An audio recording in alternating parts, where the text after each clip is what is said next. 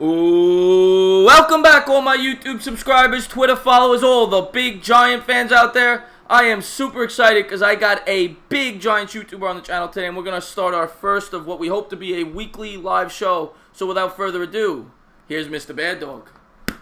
What's going on? What is up, guys? How you doing tonight? Everyone good out there in YouTube land? Thanks for having me on, Chris. Always appreciate hanging out with you. Yeah, man. I am watching Giants football, baby. I can't wait to start talking Giants football with you. If anybody's in the chat, please say hello. Just want to make sure we got some people in here. There we go. Big Blue for Life's in here. What's going on, Big Blue for Life? Super excited to have you in here as me and Bad Dog start to talk about the Giants. I figured what we'll do is we'll start with this week's matchup against the 49ers. Of course, you got the 49ers. We're going to San Francisco, rather. They're 2-7. They're coming off a very convincing win against the Oakland Raiders. And the Giants, of course, we know where they are. They're in big trouble coming off the bye. So, let's just jump right into it. What's your expectations this week? They're not very high, as they should be at this point in the season.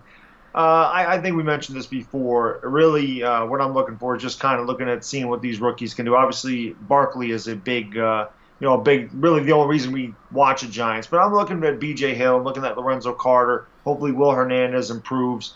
San Francisco is not good. It is a team we can beat, but we go through the same thing every week with this team. They got to run the ball. They have to establish the run. They have to make a conscious effort to get Barkley involved on the ground, because I believe that will alleviate some of the pass rush on Eli Manning. But when he just constantly dropping back, 35, 40 times a game, it obviously speaks to our weak point, which is pass blocking. So, it's just hard to expect much of these guys because Pat Shurmur said we need to run the ball more, but obviously he never follows through on that. So. Yeah. I really don't know what to expect. I'm with you. I'm with you on this. I don't know what to expect either. Of course, they had the rookie quarterback Mullins, who had that great game against the Raiders. He threw 3 touchdowns. He had a near perfect QB rating, but we don't know what to expect from him. He's a rookie quarterback. He was going up against a weak defense. I completely agree with you. I say it every week. I know Barkley gets the touches. He's on pace for 1,000 and 1,000 actually, which has only happened twice in the history of the league, which is crazy in your rookie year. But he doesn't get enough carries. He averages like 13, 14 carries a week. They need to really try to establish the run. And the other thing that I think they'll be able to do this week is get after the quarterback, hopefully, because the 49ers have surrendered just as many sacks as the Giants have. So we'll see if they can get a pass rush there with the Lorenzo Carter and B.J. Hill, the guys that you mentioned. Just want to address a couple of people that are in the chat here. We got Keith down in here. What's going on, my man? By the way, I'm sure you guys know about Mr. Bad Dog, but if you have not checked out his channel, please do so. The link will be in the description after the video, and sub him up. Captain, what's going on? Captain's got a question for us. Entertainah, do you guys think that Jason Garrett is going to be fired? I'll let you start with that, Bad Dog. Oh God, I hope not. I just did a video on this today about talking about how Amari Cooper was a bad move for them for a first-round pick anyway. Of course, I got some Cowboy fans in there, thumbs down and it, hating. You're just hating on the Cowboys. I said I'm not hating on the. And they obviously didn't watch my video because in my video I really discussed how their wide receiving position was not their problem. Their problem was Jason Garrett and Dak Prescott. Really, I mentioned this in my live stream last night as well when I live streamed the Titans and Cowboys. It's like I was watching the Giants offense last night. They use Dak way too much. And you got Ezekiel Elliott there. You should be using him in that massive offensive line to wear down other defenses. And instead, you got Dak Prescott throwing inside the 10, turning the ball over. You got Ezekiel Elliott, I think he carried the ball maybe 6 times in the second half when they really weren't out of it. So Jason Garrett really does hold that team back. And that was my point about the whole Amari Cooper thing for a first-round pick. They didn't need to give up that much. And Amari Cooper was not going to make them a Super Bowl contender this year. And going forward, they were only going to have him for a year and a half anyway. So I didn't understand what they gave up all that for. And they could have signed him after the 2019 season. But Jason Garrett, I believe, like I said, it was like watching the Giants last night. Even though I'm not a Cowboys fan and obviously was rooting for the Titans, because why wouldn't I? Right.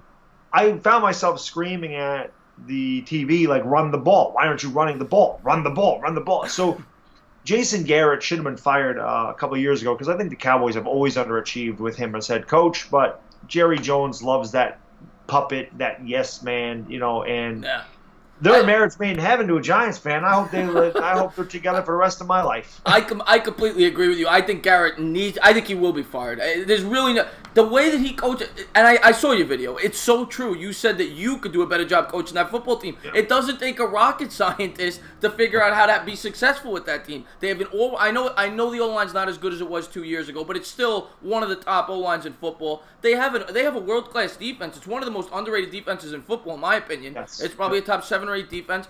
I mean, it's not a magic formula. You give the ball to Zeke 25 times a game, you're going to win more often than not. If they did the right thing. And plus Prescott, like I think you mentioned in your video, he doesn't have the strongest arm. So that's why Amari Cooper, it makes no sense to give up a first-round pick for that guy.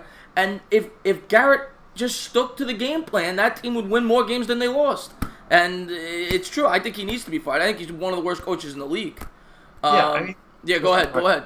Well, I was just going to say, in 2016, they had the formula. They were 13-3. Zeke had almost 1,700 yards on the ground, and it definitely helped Dak Prescott's performance because this was a team that wore down other defenses. And in the fourth quarter, those runs that were 4 and 5 yards in the first 3 quarters become 12 and 15-yard runs because the defenses are tired, which also helps Dallas's defense be even better. So I don't understand how all of a sudden they got away from it. And like I mentioned in my video today, the fact that they grabbed Amari Cooper tells you that they're going to use Dak more because why would you get a wide receiver if you plan on running the ball more? 100%. It doesn't make any sense to me. The move for a first-round pick really didn't make any sense to me. And like I mentioned in the video, the only thing I could see was that they heard Philadelphia was interested and said, well, we can't let the Eagles get him, so we'll give up a first-round pick. And then the Eagles went out and got probably a better receiver for a lesser price. Which is crazy. I just want to address a couple more people in the chat here. We got 8-Bit Skyliner, Yvonne. Thank you for joining the chat. He's got a Best Savage. Thank you for joining the chat. BK Sports Talk. Thank you for joining the chat. Yvonne's got a question for us. Who has a brighter future in an unbiased standpoint, Dallas or New York? That's a tough one for me to answer, but I'm gonna you know what? I'll start with that one. Who has a brighter future, Dallas or New York? That's tough because the Giants have the better skill position players, much better skill position players, in my opinion. I mean, the running backs will say is a wash. I personally like Barkley more, but the Giants have far better wide receivers, in my opinion. They have a better tight end from a skill position standpoint, not much of a blocker. They do lack some players on the defense, though. That's a big problem, and the Cowboys have a much better offensive line. The quarterback position, it's going to be interesting to see what the Cowboys do after this year because I'm not a big Dak guy like yourself. But if they stick with Dak, I may say the Giants have the better future because I think Dak is not going to lead them anywhere near a Super Bowl. And if the Giants go out, they get a Herbert, maybe a Bridgewater for a stopgap. I'm not a big fan of Dak. So that's a tough question. That's the type of question I can't really answer until the offseason. Right now, I think the Dallas is obviously in a better. They're in better shape right now because of their offensive line and defense. But we got to see what the teams look like next year. But I'm gonna let you go ahead and answer that. Yeah, I agree with you. I think in the trenches, Dallas is definitely better suited than we are right now, especially on the offensive line. Their offensive line is head and shoulders better than ours is.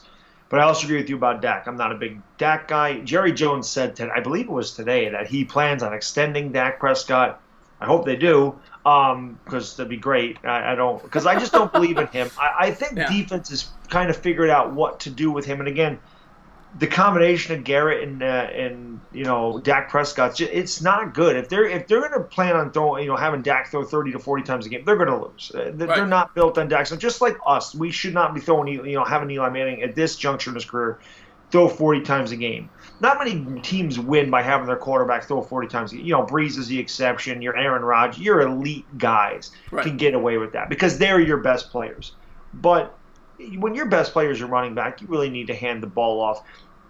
And again, so like you said, our skill position players are much better. Our wide receiving core is head and shoulders better than Dallas by a mile. I think Saquon Barkley is a more explosive runner than Ezekiel Elliott. I think he's more talented than Ezekiel Elliott, but Ezekiel Elliott is good at what he does. So it is really difficult to say. I think Dallas is in a better spot. But as you mentioned, the quarterback going forward, I guess it really depends on what we do in the offseason and who our quarterback is. Then I think we can make a better judgment as to who's got the brighter future. But right now, looking at we're 1-7 this year. We were 3-13 last year. I mean, how bright really is our future? And like I said, like you said, our quarterback is going to make the difference. Whatever we do at quarterback, that's really going to tell. That's going to be a telltale sign of what we do in the future. Right. I mean, we really need a quarterback bad at this point. Great answer. I just want to get to the chat here. We got Cowboy X Factor. He says, hi, Baddog. What's going on? Josh Brendan's in the chat. Big Eagle fan. He always tunes into my videos. I appreciate that. Let's see if we got any 8-Bit Skyliner. Yvonne says, thank you for the answer. Love the live streams. Zeke is a head case, Captain says. I agree with that. He is a bit of a head case. Barkley is Barkley's the leader of this team at this point. I think you'd agree with that. 22-year-old leader. It doesn't say much for the Giants franchise that we got a rookie leading the team, but you really do see the intangibles. You know what he's got on the field, but you really do see the intangibles with Barkley as a leader too as well. He's the complete package. Oh, absolutely. I mean, the guy's humble, and I believe it was the game. I think it was against Philly when he was against Philly. He had the massive game. He was on spotlight. I mean, everybody took notice of him in that game, but we got killed. And he said after the game, I don't care about my statistics, because he was 1 yard away from being the first Giants running back ever to have 100 yards receiving and 100 yards rushing. He said, I don't care about my statistics. I just want to win the game. And to me, that speaks volumes of his maturity level already. Being such a young guy, he's a humble guy. He's not a guy. He's not like Odell Beckham, where he's looking for attention or drawing attention to himself in a negative light. I think he's going to, like I said, he's going to be the leader of this team. I don't know how vocal he'll be, but I like guys that lead by example. And like I said, if we could get some guys, I want a team full of Barkleys. I want a team full of guys that are team first and themselves second. Yeah. That's important to me. And by the way, Cowboy X Factor, what's going on, man? How you doing, man? All right, let's see what we got here. Just Jake White, and I completely agree with everything you just said, by the way. If you could give me 53 Barkleys, I am all about it. He is the perfect football player. You saw it when he scored that touchdown against the Eagles. He knew that they were down 2 or 3 possessions. He's not one of these rah-rah guys. He knows they're going to lose the football game. He's not doing his touchdown dances. He went and sat on the bench like a leader, and I respect him for doing that. Let's see what we got here. Giant. Okay, we had a question. I forgot who asked it earlier. Somebody asked if would you rather take, say they're not taking Herbert, would you rather take Bosa with that pick or trade back and accumulate picks to possibly add 2 offensive linemen in the first round, something like that? What would you rather do in that scenario? That is such a great question, because I fight myself with this one. I really don't know what we should do. We really could use a pass rusher like Nick Bosa. I mean, without a doubt. I think that would be a great addition, because we don't have much of a pass rush. Haven't had one in a long time, even with JPP there. People miss JPP, say, look how good he's doing with Tampa Bay. But he again, the guy is a stat pattern to me, and he didn't fit the 3-4 defense that we run now. But I really think the strength of this team with your Barkley and your Beckham and your Sterling Shepard and your Evan Ingram has to be your offense. And you can disguise an average defense and make them look a lot better if you have offenses that can sustain drives and convert on third downs. I really think we need to address the offensive line. So if we could trade back and stockpile some picks and build this line so we get something like the Dallas Cowboys have over there, and protect whoever our quarterback is and run block, all of a sudden the Giants are converting third downs and they're having 6 and 7 minute drives and finishing it with 7 points instead of 3. It'll help the defense out a lot. So I guess at this juncture, and this could change tomorrow, I could say, well, I want Nick Bosa. I really do fight myself with it. Yeah, no, like you said, it is a great question. But right now, like you said, I could change my mind, because I got to see a little bit more of Bosa before, see him at the Combine, see a couple more games of him. I know people say he's this all-world pass rusher, and if he is this all-world pass rusher, you see what J.J. Watt did for the Texans when he was healthy. If he's that type of player, he could change a franchise. You see what Khalil Mack does, over there with his pass rushing ability. So it's a tough question. But you invested all this money in Barkley, 2nd overall pick. You got to get him help on the offensive line. And if by trading back it'll let you get 2 top 3 or 4 offensive linemen, I think that's the way to go. So that's my take on it. I think I prefer to build up the offensive line to taking 1 pass rusher. But that's me. I think we agree on that. Yep. Let's see what we got here. Yvonne says, quarterback over anything else at this point. You draft your Herbert and build around him while he is on a cheap rookie contract. Okay, I'll start with that one. If they are 1,000% committed to Herbert, I agree with that statement. But if they're up in the air, they don't know if he's a franchise guy, I don't take the quarterback. You have to be fully committed. When you draft a quarterback that high in a draft, if you miss, you're setting your franchise back 3 or 4 years. Because that's not the type of position where you're just going to say, oh, no, they're going to give him 2 or 3 years. So they have to fully believe in Herbert. If they're not fully committed to him, I pass on Herbert, I take the pass rusher, or I take the offensive lineman, and I wait till 2020. What's your thoughts on that? Couldn't agree with you more. We also don't know if Justin Herbert's actually going to declare himself eligible Right. for the draft. So there's a good possibility he goes back to Oregon for his senior year. But I could not agree more. You have to be 1,000% dead on accurate. There can't be any question that when you draft a quarterback in the top 5, this is a guy that is going to be your franchise quarterback in the future for the next 5 years. Because like you said, you can't just go, oh, well, we missed on him. We paid him that enormous rookie contract, $42 million, whatever they get. Yeah. Gave him all this money, and we missed on him. Oh, well, we're just going to have to get another quarterback next year. That's not how it works. If you miss with a top 5 quarterback, man, you really do set your franchise back for years. You can't always figure out what a quarterback's going to do his rookie season. Usually it's your second and third years, so you really can see what you have. I mean, you look at Jared Goff his rookie season; he looked lost. That's what I was going to bring up. Perfect example. Yeah. And now look at him under Sean McVay's system. I mean, the quarterback also needs to be under a system that's conducive to what he does, which falls on your head coach. Your head coach has to find your player's strengths, especially your quarterback's strengths, and they have to build on their strengths. This is why when people say, "Oh, Brady's a system quarterback," he's not great. He's a system quarterback. I said, well, Joe Montana was also a system quarterback. Yep. It's Bill Walsh's system, okay? Your best quarterbacks are great because their coach figures out their strengths, saying, he does this well, he does this well. We're going to build a game plan around his strengths. So, again, with Justin Herbert, man, I don't know if he's worth a top 5 pick. I don't think any – and, again, this is how I was this past season with the exception of Baker Mayfield. I didn't want any of these quarterbacks with the second pick overall in the draft. I don't want Herbert. I don't want Locke. I don't want Greer. I don't want Finley. I don't want any of these guys that are mentioned in top 5. I don't think any of them are top 5 worthy. I really don't. I love Justin Herbert, but I think this is a guy that, I'm not drafting him second overall if we're picking second overall. Yeah, so I agree with you. The only way you're taking Herbert is in a trade-down scenario. Unless the Giants surprise us, they go out, they win 5 games in the second half, and they end up with 6 wins. I think we both agree they're probably going to finish in the top 5. And I agree with you from what I've seen from Herbert. I got to see a little more before I make my final opinion on that. But from what I've seen from Herbert, me personally, I'm either taking Bosa or the offensive lineman unless I trade down. Let's address the chat a little more. Benny's in the chat. I always like when Benny joins. He's let's see if we got any questions like that. Yeah, I appreciate it, Kevin. If you guys could hit the like button, that'd be great. Please subscribe and please check out Baddog's channel if you haven't done so. I'm gonna put the link in the description at the end. Please give him a sub as well. I think drafting an O-line is the best thing. That's exactly what we just said, Stealth. Cameron Campbell, how you doing, buddy? Thank you. Welcome to the live stream. Any questions, guys? Shout them out. Otherwise, we're just gonna be talking Giants. I'm gonna look back and forth with the chat. One big thing of news today was Eli Manning. They finally announced that Eli Manning will be the starting quarterback this week, and he's probably gonna be the starting quarterback for the next couple of weeks, in my opinion. And I thought about it. I'm a reactionary fan, just like everybody else, and I want to see Loletta just like you do. But when I stepped back and I thought about it, I said to myself, Loletta's on the 3rd team. He's not even getting second team reps at this point.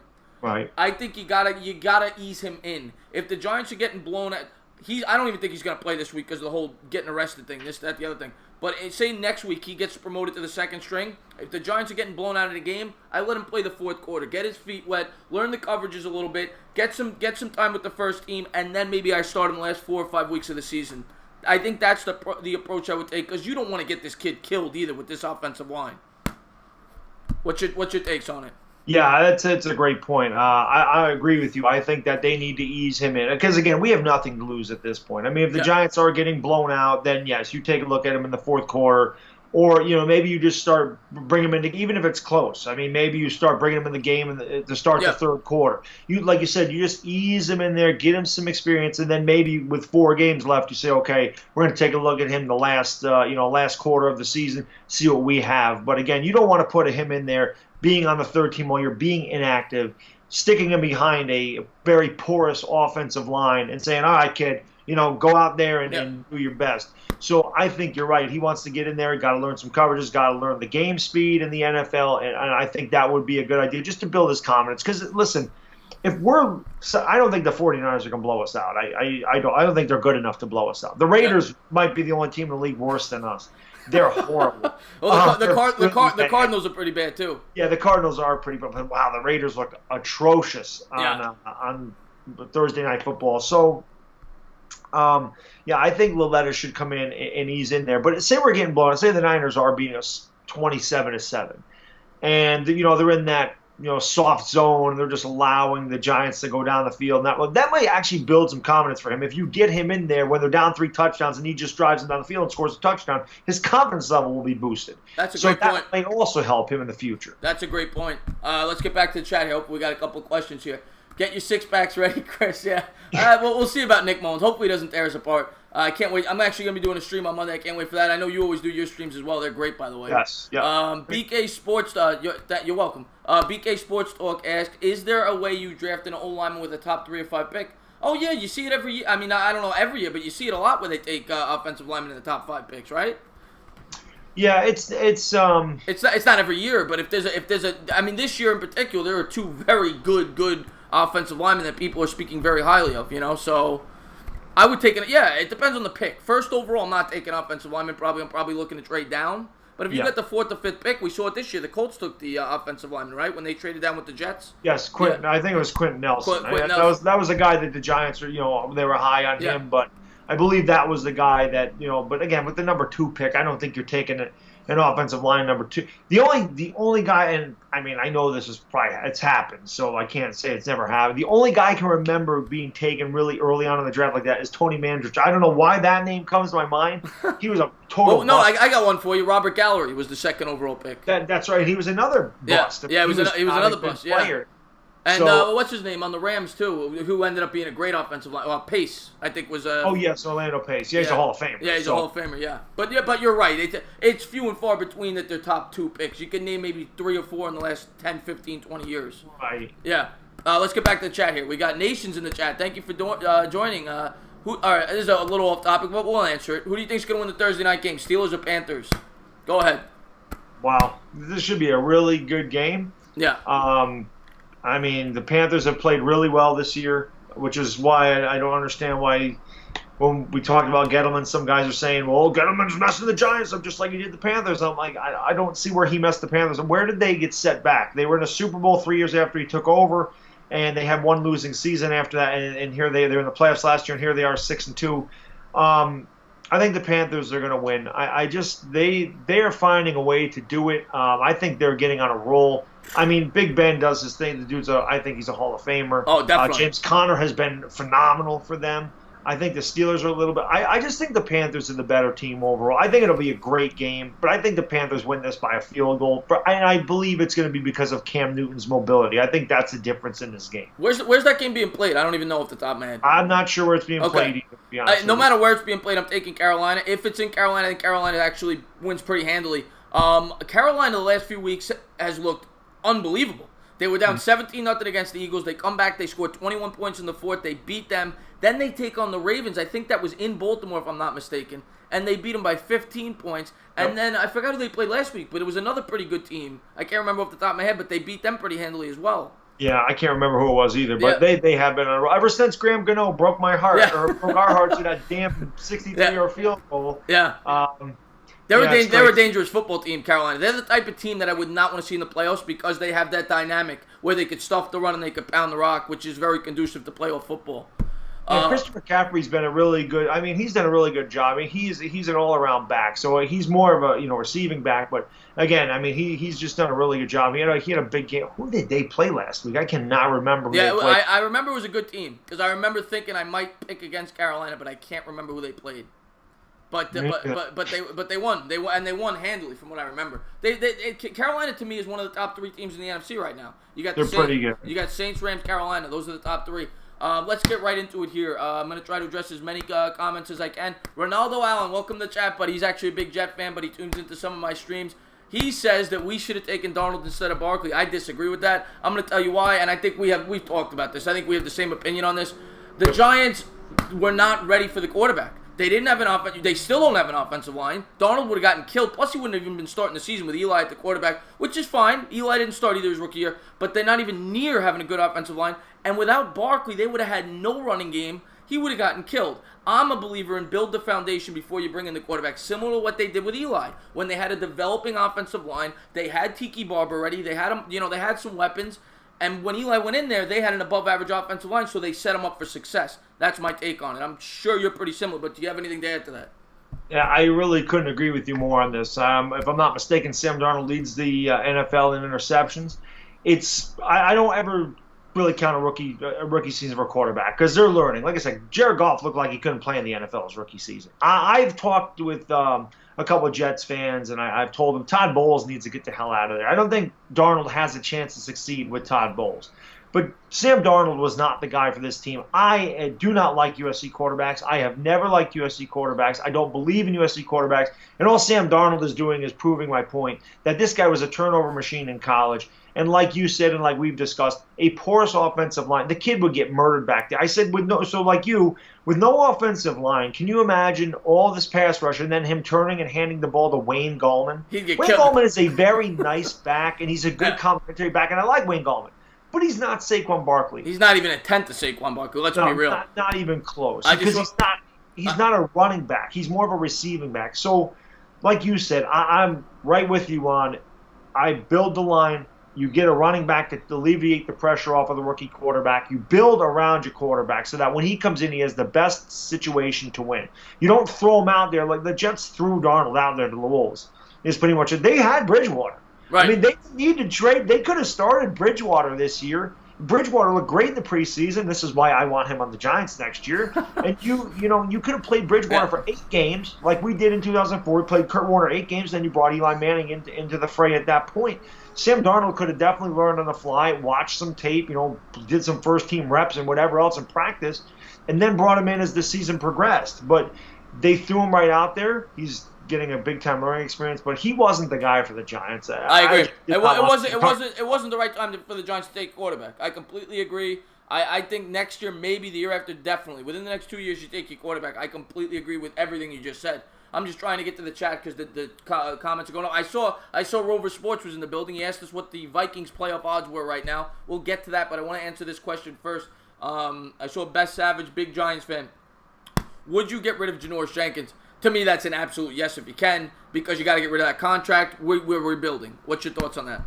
Yep, I wanted him traded before the deadline, and I was really surprised that he didn't get traded. I think I was surprised at that. I thought they would dump him for a 4th or 5th round pick. Yeah. I know the Steelers were interested, the Chiefs, the Patriots. There was a lot of teams interested in him, so they must not have really offered much of anything. But I seriously doubt Jenkins is here next year. I believe he's owed I think it's $14.75 million. It could be 14. I think it's more. 2 years. Yeah, I think it's more than that. I could be wrong, but I thought it was closer to 20. But maybe I'm thinking Vernon's contract. I believe I checked. I mean, I could be wrong. But no, you might be right. When I saw Jenkins, I think it's 14.5 or 14.75 million in 19 and 20. And if we dump him or we get rid of him, we release him. It's 7.5 cap hit next year, 3.5 cap in 2020. He's obviously, his skills are deteriorating, or he's on a losing team, which can definitely hurt your performance as well. Because when you go out knowing you're going to lose, you might not be as passionate. He's not played well this year. And again, if we're rebuilding, you don't rebuild around 30-year-old cornerbacks. So I think Janoris Jenkins needs to, hit the road or whatever. Maybe the Giants trade him, maybe they cut him. But I doubt he'll be with the team in 2019. I'll be surprised if he's here and they pay him all that money. Right. I will say, based on that contract, if they can't find a trade suitor, which I would hope that they could, because he's still an above-average cornerback in this league. But if they can't, I don't think you cut him next year, because you're swallowing almost $8 million of a remaining $14 million contract. That doesn't make much sense. If they're going to have to cut him, I think they would cut him the following year. But I'm thinking they're going to try to trade him, and they probably will be able to. You probably get, like you said, a 4th or 5th round pick for him in the offseason, hopefully. But let's jump right into it. What do we got here? Let's see. Big Blue for life. I know this has nothing to do with the Giants, but hey, Republicans. All right, I'm not going to talk politics on the show. But Bridgewater will cost us 17 to 20 million, especially since Osweiler. I don't know about that. What's your thoughts on that? I don't think he's going to cost 17 to 20 million, Bridgewater. The guy hasn't been a starter in 2 years. I could be wrong. Go ahead. And he's coming off an injury. So I think he's going to cost, like we said in our show, 12 to 15. I don't see 17 to 20. I think that's a bit much for a guy that's coming off a huge injury and hasn't started an NFL game in 2 years. Yeah, I agree. Again, he hasn't played since 2015, and he missed 2 years. actually, I think he's a Saints backup, but they keep seeing Taysom Hill. So the Well, Saints are Hill's more like a gadget player for them. You know, kind of right. like, yeah, kind of. Yeah, that's what they use. They don't really use him as a quarterback. Right. Yeah. But I really don't know what Bridgewater's going to do. And Brock Osweiler was a big time draft pick, I believe. And for whatever reason, they just believed in giving Osweiler a ton of money. That was a horrible contract. That's why was it Houston? Who signed him? Was it Houston? Houston signed him from Denver originally. And then they traded him to Cleveland. Where did I forget the events that happened? I know he originally went to Houston. They signed him to a mega contract for a guy that barely ever played. Right. And that was a stupid. I mean, you see it all the time. You saw what's his name, Matt Flynn, right? They signed the Seahawks signed him after he threw one game where he had 4 touchdowns. They signed him that mega deal. Yeah. So yeah, the Osweiler thing was just a bad contract. I don't think Bridgewater was going to command that kind of money. I think Teddy Bridgewater may get a 2 or 3 year deal. 42, 45 million, maybe half guaranteed or something. But because he hasn't played in so long, and really you're taking a gamble on a guy that had a horrible knee injury, hasn't seen the field in a while. You'd be taking a huge risk by paying him a lot of money. Yeah, there's no way. Maybe somebody gives him that money. If the Giants give him that much money, I'd be upset because I don't think he's worth 17 to 20 million coming off an injury like that.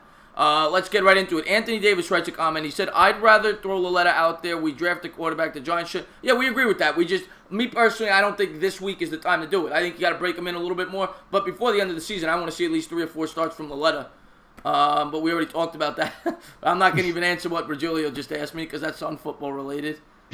What's going on, Rayvon from Virginia? A TTC member with you, bud, right? Yeah, Rayvon's my man. What up, Rayvon? I've talked to Rayvon a few times. He is a great guy. Very entertaining YouTuber. Please check him out as well. Cameron Campbell. Which team do you think will draft Trace McSorley? Asks. Do you have an answer for that? I do not. I'm not. I mean, it's hard to tell what other teams are going to do. Like I just look at the Giants, and as things go forward, you start to look. Look forward to the draft as we get closer to the draft. But with the Giants, I mean, we're 1-7. We're already kind of looking at the draft. One thing I just want to say to Anthony there about using Loletta as instead of getting a stopgap quarterback. The reason I'm so high on Bridgewater is because he's only 27 years old. So if Bridgewater comes in there and he tears it up, and like Randall Cunningham did with the Vikings, he kind of reinvented his career, when he got Randy Moss. And this is Teddy Bridgewater worked with Pat Shurmur. Yeah. He was a very good. That's a good point. He was a very good quarterback with the Vikings with no weapons. He didn't have Diggs and Thielen back then. So if Teddy Bridgewater comes in and he's completely healthy, he's worked with Shurmur before. Now he's got a Barkley, a Beckham, a Shepard, and an Ingram to work with, and he blows it up. You may have your quarterback for the next 5 years, and you may not have to address that in the draft, and you can continue to work on your offensive line or build this, you did get a pass rusher or whatever. So that's why I'm high on Bridgewater, because he may be a stopgap, but he may also be your future quarterback. That's why he's a low-risk, high-reward guy, in my opinion. Or I'll do you one better. Say they bring in Bridgewater, and he does exactly what you said. He plays great, and the Giants still say, we want to take Tua. You could then trade Bridgewater and get a 2nd or 3rd round pick for the guy, possibly. So you have that too if the guy. But I do like the idea of Bridgewater as a stopgap if they decide not to take Herbert on a short contract. I'm not giving him more than 2 years. I like the idea because you could either trade him, or you never know. Like you said, maybe he does take off. He did show flashes of being an above average starting quarterback in the league before the injury. And I do like the point you brought up with the Pat Shurmur offense. He does have experience in this offense. Mm-hmm. That was a very good point. Let's see what we got here. Steve Pazienza's in the chat. Thank you for joining the chat. He said, no, you're not that late, Steve. We started a half hour ago. We're probably going to go to about 11:15, 11:20 because I'm not looking to get kicked out of my apartment building. But let's see what we got here. Short, inaccurate throws, gets the balls batted down. Oh, Benny's talking about McSorley. Josh Brendan. As an Eagles fan, I don't like the idea of Bridgewater going to the Giants. I guess he thinks that would be a good idea for the Giants, and I tend to agree with him. I think he would help. I mean, I think you agree that we're not going to be a contending team next year. I think we're too far away. But you never know in the NFL. It is quick turnover. But I'm of the belief that I don't want to spend a ton of money on free agency this year. I want to do it the right way. I want to build up from the draft, and when they're ready, that's when I'm going to spend my money on free agency. So I don't want to cheat the process, right? What's your thoughts? Yeah, you don't build a team through free agency. You plug holes with free agency. You build through the draft. I mean, with the salary cap, you really can't.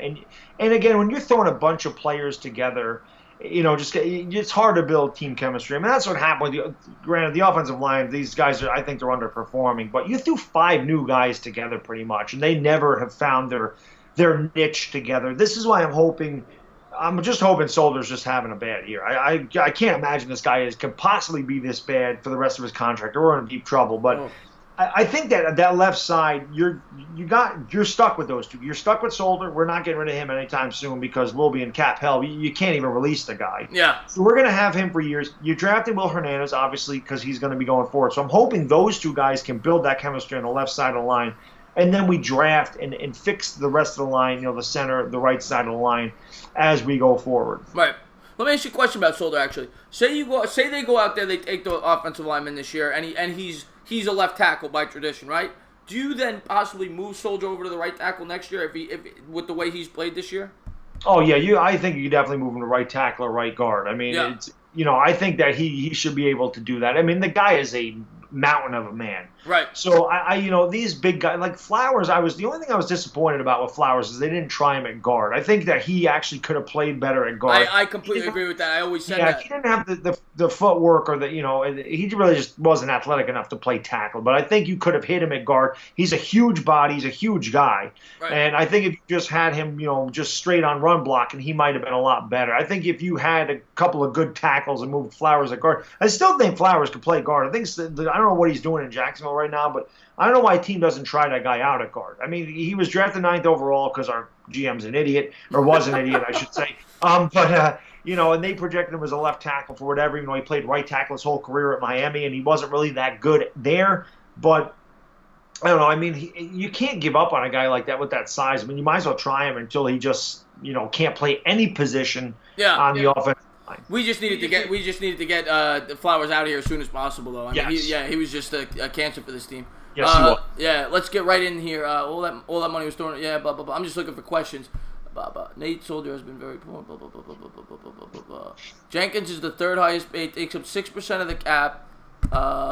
Eli takes up 12.5. Eli, I think we both agree Eli won't be on the cap next year, right? What you think? Either he will be retired or we probably cut him. Yeah, I think the Giants are going to go to him and say, listen, we're going to release you. We want you to retire. We don't want you to play somewhere else. But that'll depend on Eli. I mean, Eli, if he thinks he can still play, like I said, sometimes these players' egos get in their head. They believe they can do things that they used to do. I use this cliche. I've used this before. I mean, when I was in high school, 11th grade, we had all these physical tests you had to do. And I remember doing a standing long jump. All right, I was 10 feet, 11 inches. That's how far I jumped, which is like a top 1 percentile. Because I was very thin and I could jump out of the gym when I was young. I ran track. I was fast. I could jump. As you get older, that stuff doesn't happen. But I remember looking at the gym I go to, and there was like a standing long jump thing just lined up. And I was telling someone, I'm like, man, back in the day, I could jump almost 11 feet from a standing position. And in my mind, I can still jump that 11 feet. But my body says, F you, dude. You're in your 40s. Yep. You can't jump like that anymore. So sometimes I think like Eli Manning thinks that he can do things that he just can't do. And it seems to me like he just is not willing to accept that he's not the player he once was. He probably could have helped another team out. But I can't see the Giants keeping him here and paying him $23 million when we'd only have to eat 6.2. And he's not going to be there in 2020. Right. So if you're really truly rebuilding, you don't want to rebuild around a 38-year-old, almost 39-year-old quarterback. Well, I mean, if he's your starting quarterback, you're not rebuilding. You're trying to win at that point. That's what they tried to do this year, and it's failed miserably. So I think it is time to move on, and it's very hard to do. It is a hard transition. I mean, this guy is on the Mount Rushmore of New York Giants football players. There's no doubt about it. Anybody who bashes Eli, they have every right to the last couple of years, but you can't deny that this guy won us 2 Super Bowls, and he's one of the most important players in franchise history. So it's never easy, and it has been done. They forced Montana out of San Francisco, so if that was done, as Giant fans, we got to swallow it and say it's time to move on, but it's never easy to do it. It really isn't, but I think it's something that needs to be done. Either he needs to retire, or they're going to have to cut him or try to trade the guy. I mean, that's what it comes down to, because we are rebuilding. He's not part of the future. I hate to say that, but it's the truth. Here we go. Should the Giants make Ingram the third receiver and get an actual tight end? And then somebody else made a comment that they should trade Ingram for a second-round pick. First off, do you even think they could I don't even know if they could get it. I think they probably could because he's still on a cost-effective deal. Would you trade Ingram for a second-round pick? I'd do it in a heartbeat. Yeah, I think I would too. I'd get him out of here in a heartbeat. I like Red Ellison better. Evan Ingram, for all the talent he has, his 4.4. When we drafted him, I questioned it anyway because I'm like, this doesn't help our offensive line. He can't block. I'm like, what is the point of this? And I'm looking at this combine and going, well, geez, I mean, a 4.4, 40. Holy cow. Tight ends, I'm like, no linebacker in the world can cover this guy. Right. Somehow they're finding a way to cover him, and when they don't, he drops every pass. Well, that's the problem I have. He gets open a lot, but he drops the ball. Underachieving. Yeah.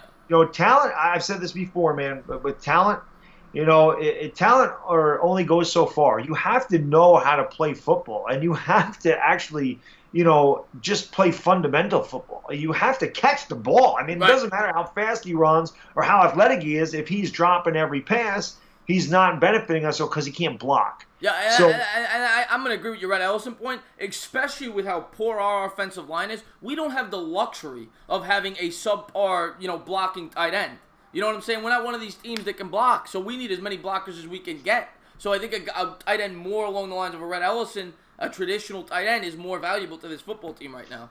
So yeah, I agree with you. I would trade him for a second-round pick. And it doesn't seem like he's a big part of our offense anyway. I mean, even though he's dropped passes, I mean, how often do you hear his name called? How often is he targeted? I hear his name called, but it's usually him dropping the football. Yeah. Exactly. That's the problem. But I'd love to. I don't know offhand, but I would love to know how many targets Evan Ingram has a game because I bet you it's not more than 5, if that. So are we really even using him for his strengths? And again, this is another Jerry Reese guy. So if the Giants could get a second-round pick, I could easily see Shermer saying, perfect, you can have him for a second-round pick. And maybe they draft a tight end with the second-round pick. I mean, who knows? I told the story the other day, which I just found out recently. I mean, it has nothing to do with Evan Ingram. But back in 2008, the Giants had an opportunity to get Tony Gonzalez from the Chiefs for a third-round pick. And Jerry Reese said, "No, we'll give you a 6th-round pick." That's my God! What year was that? 2008. After Burris. Tony Gonzalez said he wanted to play for the Giants. He wanted to play for a contender. Chiefs are willing to part with him for a 3rd-round pick. Jerry Reese said, "No, we're not doing that. We'll give you a 6th-round pick." Who did Jerry Reese draft in the 3rd round of the 2009 draft? Anyone? Tight end? Travis Beckham. So I remember Travis Beckham. He never played. I remember him from Madden, but I used to play with him on Madden. But yeah, he never saw the football field. And so maybe you could take a 2nd-round pick and just swap tight ends or whatever. But I don't think Ingram fits what we need to do here. So that's why I'm like a 2nd-round pick. Absolutely, yes. I would trade him in a heartbeat for a 2nd-round pick. All right. Stealth Raven, thank you for tuning into the stream. Have a good night, buddy. Yeah, he is a tight end. I agree with that, Big Blue. I just don't think he is the tight end of the future with this team. I really don't. He drops too many passes, and I think they need a more traditional tight end that can block. And yes, please hit that thumbs up. Please hit that sub button. If the Giants can get a 1st or 2nd, then we should trade. Yeah, that's what we just said. Should we franchise Landon Collins? That's a good question from Rover Sports. What would you do in that scenario? I've mentioned that before. It does look like they're going to franchise him. Yeah, I agree that they should. I've mentioned Landon Collins so many times, and I'm so torn because there's a part of me that just says we need to cut ties with him. I think there's games he mails it in. I think sometimes he's not a good cover safety at all. His coverage skills are very weak. And then there's other games the guy looks like an unstoppable force. So I'm torn between, do they trade him? Do they not give him all this money? Or do they franchise him? I think the franchise tag is what the Giants normally do. They made an exception with Beckham because he's an extraordinary talent. Right. But I think they're going to franchise Landon Collins. It just seems like that's what they normally do. They franchise JPP twice. Right. So they're probably going to franchise him, see exactly how he plays. Can he get back to his first half of 2016 form and become the all-pro safety that he once was? I will say the last couple of weeks, I've liked the way Collins has looked. I think you're starting to see him play all over the football field. You're starting to really see him play better in that money backer role. He's up on the line of scrimmage. He's making a lot of tackles at the line of scrimmage for losses or a couple of yards gained. So I do like the way Landon Collins has looked in this defense. He's one of the few bright spots the last couple of weeks. It's been him, B.J. Hill. Other than that, I mean, the defense has really been atrocious. They have gotten very little pass rush. But I do like the way Collins has looked. I think he's too talented not to keep around here, at least for the next year with the franchise tag. So I wouldn't trade him unless I'm getting a 1st-round pick. And even then, I would have to consider not doing it. But for a first-round pick, I'd probably trade him. But other than that, I'm not, and I would probably franchise him for next year. Yeah, thank you for joining the stream, G-Man409. I appreciate it. Let's see what we got. Ellison makes $3.75 million. Okay, so Benny's saying that Ellison makes more than Ingram right now. And Ingram is very tradable. Yeah, I agree that he's very tradable because he's got a cost-effective contract. That's what makes Ingram very tradable, as disappointing as he has been, because he does have tremendous upside. But I don't see him being a future of this team. I really don't. I think the Giants need to get a more traditional, like they used to have with Kevin Boss and Jake Ballard, guys like that could block and they could go out and catch the pass. With Ingram, he's a Jimmy Graham type, and Jimmy Graham types are great on teams that can afford that luxury. The Giants can't. They can't block. You need as many blocks as you can get. That's a great point, because when he was in New Orleans, Jimmy Graham's not a great blocking tight end at all. Yeah, he was just a massive body that fit New Orleans' system very well, and then he went to Seattle, and him being there, I mean, he kind of fell off a little bit. He certainly didn't produce like he did in New Orleans, but again, Seattle's offensive line was bad too. So Russell Wilson's constantly running for his life. If Russell Wilson was an immobile quarterback and they brought Jimmy Graham in there, Russell Wilson would have got killed. But Russell Wilson can make plays with his legs, and now you see Jimmy Graham again. He's inconsistent with the pack. He really don't fit the Packers. It's very strange. But again, they have much better offensive. Well, the Seattle doesn't. But like you said, it's just we can't afford that luxury. We have to build our offensive line. We need a tight end that can block, because the tight end is not the prime position for our team. Our prime position is Saquon Barkley. That's what we drafted him for. So instead of having a tight end that's a focal point of your offense because he runs a 4.40, like you said, great point with Jake Ballard and Kevin Block. These guys won Super Bowls with us. Right. They weren't the most offensively talented guys, but they could catch a pass and they could block, and that's why we ran the ball effectively, and that's why we won 2 Super Bowls. We don't need an extravagant speedster at tight end. We need a guy that can block. That's exactly what we need. So it's a great point. Yeah, 100%. So Eli starting Monday. So when can we see Kyle? We actually already answered that, G-Man409. We both agree probably the last 4 or 5 weeks of the season we ease him into the starting spot. So you think Eli could get pulled at half? Yeah, I think it's possible this week he could. If he stinks up the joint the first half, I think we could see him getting pulled. But he probably would get pulled for Tanny this week, I would think, especially with the arrest. And I don't think Lauletta's ready. He hasn't taken any second-team snaps in recent weeks, right? He's on the third team. I don't even know if he's going to dress for this game, Lauletta. So if he does get pulled, I think it would be for Tanny, right? Yeah, probably. That's a good point. I don't know if they're going to dress Lauletta or not. They said they handled the situation internally and whatever. I honestly don't think the arrest has anything to do with Lauletta not starting. I think you made a great point earlier about, just kind of getting him in there, treating him with kid gloves and kind of getting him in there in the fourth quarter, then maybe the second half, and then getting his feet wet as far as being an NFL quarterback instead of just, you're starting, man. Go ahead from the practice squad or, the third string team and the scout team and everything. Yeah. Go right in. You've been inactive all year, but go ahead. We're going to throw you out there. So, I think they were going to start Eli the whole time, to be honest. I agree with that. Unless he completely bombs it up. I mean, he would have to really bomb it up. Yeah. Josh Brendan asked, is Joe Flacco elite? No. Well, no, he's not elite. But I will say one thing about Joe Flacco. I always say he is a poor man's Eli. Because if you even that Super Bowl season, if you don't even look at that one, he was great in the playoffs throughout his entire career. The year before, if you remember correctly, they were this close to making the Super Bowl when the guy dropped the ball in the end zone. Joe Flacco is very similar to Eli in the sense that he ups his game in the playoffs. And he's played pretty efficient this year. Yeah, I don't think he's elite. I'm not a Joe Flacco fan. I actually think Flacco is one of the most overrated, overpaid quarterbacks in the history of football, to be honest with you. He's never been great. He had that Super Bowl run. He was incredible. Yeah. He threw 11 touchdowns, no interceptions. But I from what I remember, I could be wrong. You mentioned him being a great guy in the play. I don't think his numbers are good in the playoffs except for that season. If I'm not mistaken, I think he was very good the year before, too. But I could be wrong. He could have been. But I always laugh just saying, if Peyton Manning don't show, they should never beat the Broncos that year. I don't know how that happened, but that's Peyton Manning in a nutshell. He never won the big game. He really didn't. He always underperformed in the playoffs, unlike Eli, who stepped up in the playoffs. But I just never been a big Joe Flacco guy. I just haven't. For whatever reason, I've never liked the guy. I'm down on Flacco. Elite, definitely not elite. But I mean, it's not like he was a terrible quarterback. I mean, he came out of, I believe he went to Maryland. I forgot exactly what college. I think it was Delaware, if I'm not mistaken. Delaware, that could be Delaware, Maryland, all the same thing. Yeah. From New York, all those little states are the same. But so yeah, he definitely, they got their money's worth. They got a Super Bowl. But if I'm not mistaken, and I agree with you, he is not near worth his contract. I think when he signed that contract, he was the highest paid quarterback in the sport. Yeah. And he's definitely not elite. But I will say, I think he actually broke Eli's record, if I'm not mistaken, for most road playoff wins in the history of football. That playoff run, which is an interesting stat. But no, he's not worth. Isaiah, what's going on? Welcome to the live stream, buddy. Leon Ellis says he loves Peyton, but that's why Brady is the GOAT. Because Peyton didn't perform in the play. Now, that's a good question. Who, in your opinion, is the greatest quarterback of all time? I have this debate all the time with my friends. Who do you think is the greatest quarterback of all time? Brady. Yeah. I think Brady's the greatest. I mean, you watch Brady, every year, interchangeable parts. New linemen, new running backs, new wide receivers. Every year, everything changes around Brady.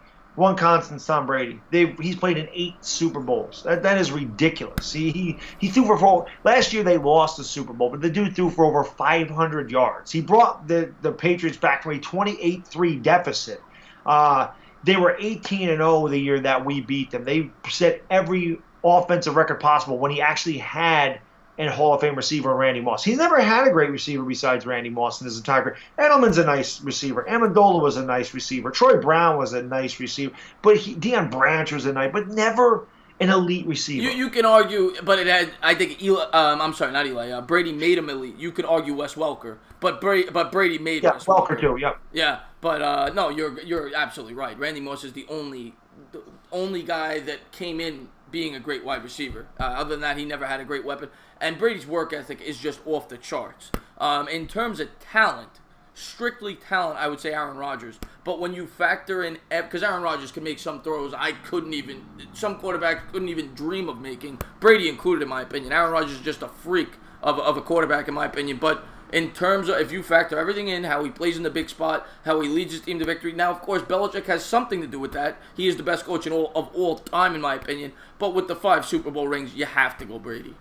Yeah, and I agree with Belichick being the greatest coach of all time too. I just think he's. It really is a marriage made in heaven with those two. Yes, it is. Yeah. All right, so let's get back to the chat here. Brady is the hands down greatest. Yeah. Okay. Stay away from Will Greer, Benny says.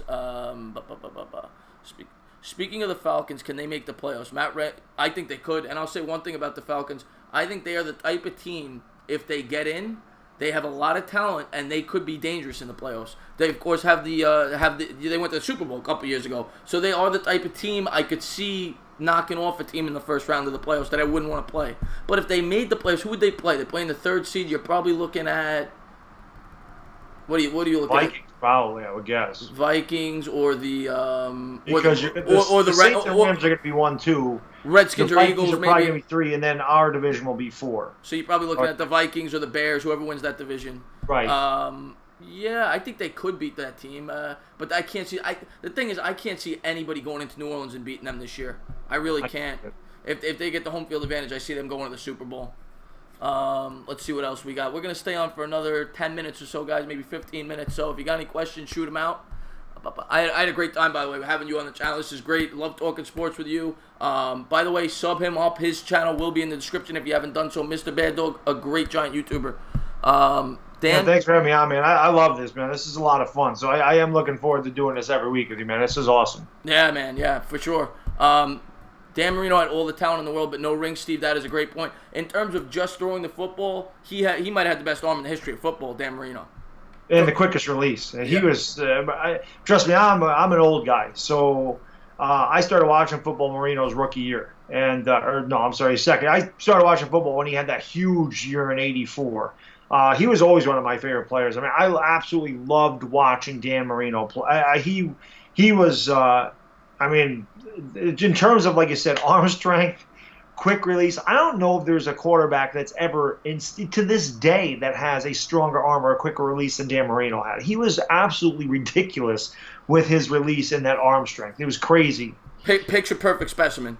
The only thing that I think Rodgers adds, Why I said I consider him the most talented is his mobility and his ability to throw on the run is just it's ridiculous. Yeah, you can definitely make a case for Aaron Rodgers. He's the same thing. And think of all the teams that passed on. Well, think of all the teams that passed on Tom Brady, and teams passed on Dan Marino. Isn't it crazy that teams pass on all these quarterbacks and go back and say, "Oh my God, what were we thinking?" Yeah. Like the Jets probably wish they drafted Dan Marino instead of Ken O'Brien that year. I think they had the chance to draft Marino. Montana too. A lot of teams passed on. I think he was a third-round pick, if I'm not mistaken, by the 49ers, Joe Montana. But let's see what we got here. Chiefs versus Saints Super Bowl. That's a good pick. Those are probably the two favorites right now. Same as Chargers as Philip Rivers getting back to the forum. Somebody brought up, there's no question, but that's a good question. Would you consider Philip Rivers a Hall of Famer right now, or do you think he has to win a Super Bowl? I think he's a Hall of Famer. I think he has great numbers.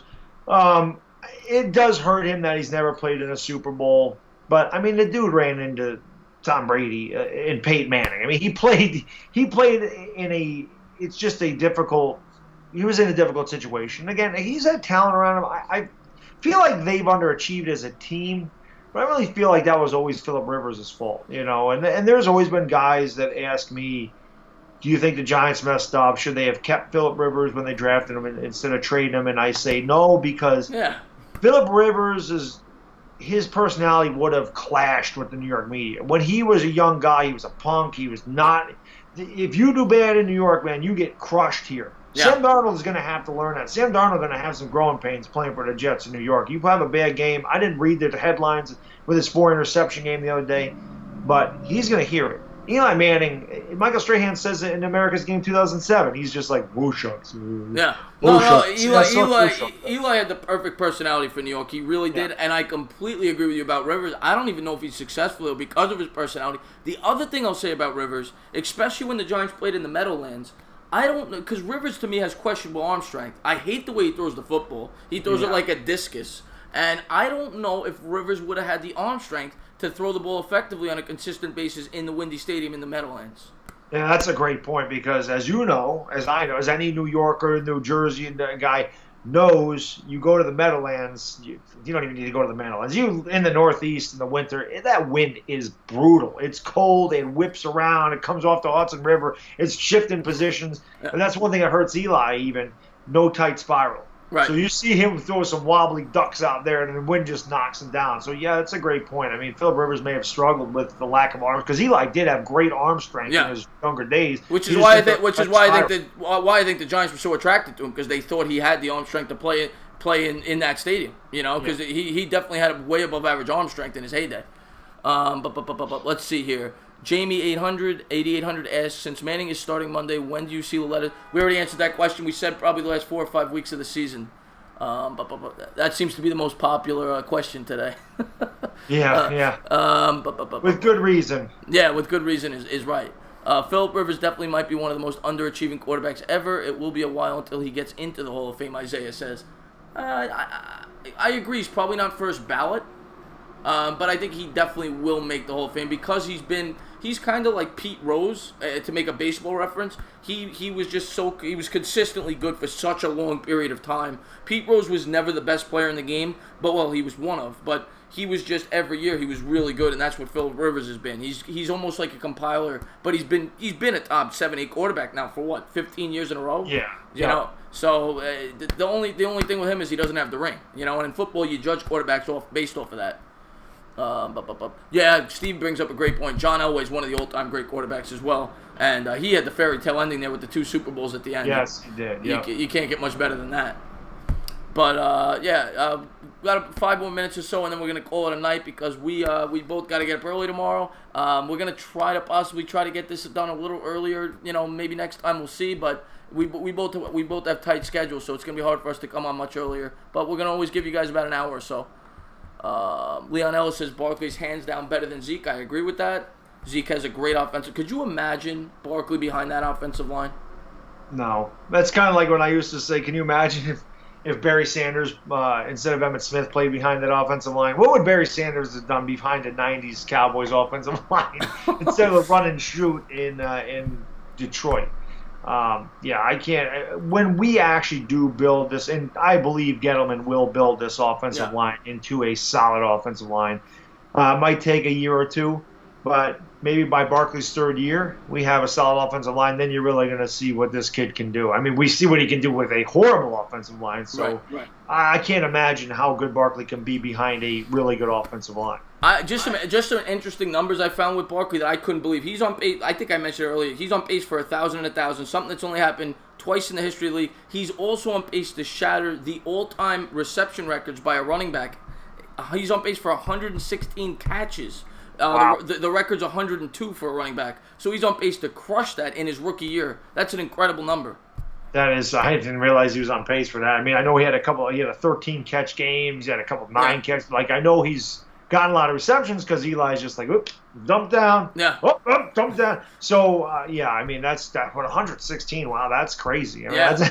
that's a lot of catches. That's more than 7 a game. Yeah. Who holds that record anyway? Reggie Bush? Matt Forte, actually, believe it or not. Matt Forte. Was it Matt Forte? Yeah, Matt Forte had 102 catches, and he only had 800, and he had about 800 yards on 102 catches. But Barkley's on pace. I think he's on pace for about 996 receiving yards and just over 1,000 rushing. So if he does it, I think Roger Craig was the first guy to do it, and Marshall Faulk. He would be the third. He'd be the third guy to ever do that, which is crazy in your rookie year, especially behind this offensive line, which is insane. Yeah. Yep. Joe, thank you very much for tuning in. Unfortunately, you caught us at the tail end. We're going to be tuning off in a couple of minutes because it's getting late, and I live in an apartment building, and Baddog's got kids. Yeah, I appreciate the compliment, Ty Wayne. Thank you for tuning into the live stream. Anybody tuning in for the first time, please hit that subscribe button. Please hit the like. I'm going to put Baddog's link in the description. Please give him a sub as well. We're going to try to do this as often as we possibly can. Yeah, I appreciate that. And you'll be able to watch the replay, Joe, if you'd like. Thank you, Steve. I really do appreciate that. Steve said we killed the stream. Great stuff. I will definitely subscribe to Bet. Yeah, you have to, Steve. He has a great channel over there. He's been doing this now for, 5 years? 4 years. This is well, overall, yes, 5 years. I took a big break in there. But thanks, Steven. I appreciate that very much. I appreciate it. Yeah, looks like I'm getting a phone call, but I'm not going to answer because we're about to close out. And I think it's a prank caller because it's the same number that was calling me on another stream. He was prank calling me. Benny Bree says thank you for the suggestion on the Black Christmas movie. He checked out. He said it was great stuff. Yeah, he told me that in my live stream, so I'm glad he enjoyed it because it is one of my favorite horror movies of all time, without a doubt. Yeah, real quick, one more question we got. We're going to answer this last one, and then we're going to, I appreciate that, Afghanistan. Thank you for tuning in. Chris Atwater wants to know, what do you think of the Jamon Brown pickup? I guess we'll see. I mean, Gettleman, he's doing what he can. I thought the Nate Solder thing was a good pickup, and it has failed miserably. All I can say is he can't be worse than what we have, so let's give him a look. I think it's a good move. I mean, like I said, we have nothing to lose, so why not bring him in here, take a look at him, see if he can't help our offensive line. We can't really downgrade our offensive line, so I got to imagine he's an upgrade. Yeah, no, I agree with you. He's nothing to lose there, and he's got some upside. So we'll see where that goes. I just want to thank everybody for tuning in as long as you did. Josh, you have a great night. Everybody in the chat, thank you for sticking around. Thank you for asking some questions. And I hope to see you guys back here. We're going to do this every Tuesday or Wednesday. It's going to alternate depending on our schedules. But we will always have a stream up once a week, and I'm really looking forward to it. Maddox, you got in a little late. You're going to have to watch it on replay because we are heading out. Any Entertainah, how do you record your Skype call? Jamie, you can ask me that off the chat. I'll get into that if you're a YouTuber. But thank you guys. Thank you everyone who tuned into the stream. Thank you, Baddog, for coming on. Any last words? Yep. Thank you very much for having me. I definitely look forward to doing this every week with you. I think this is awesome. And thank you to everybody that's in the chat asking the questions, man. A lot of you guys come to my channel. A lot of you guys don't know me, so if you sub me up, I really appreciate it. And like I said, I'll be plugging your channel, my live streams, because I think you have great content. I love working with you, man. This is a lot of fun, and I look forward to working with you for the rest of the season, definitely. I really appreciate that. Yeah, and hopefully we can do some pre-draft chat. You know, I'm going to try to get this, hopefully a near year-round show. I'd love to do it. But let me stop the recording. And as always, guys, cheers.